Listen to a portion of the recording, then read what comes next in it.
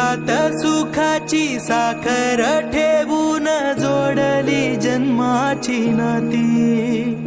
रामाच्या रूपात जपला माणूस मारुती रायाची छाती।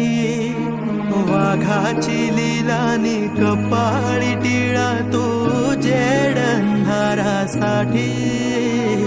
भनक भीतीची नवती भवती आभाळ रे माझ्या पाठी। देऊन किनारा मनाच्या होडीचा सारंग हरवला माझा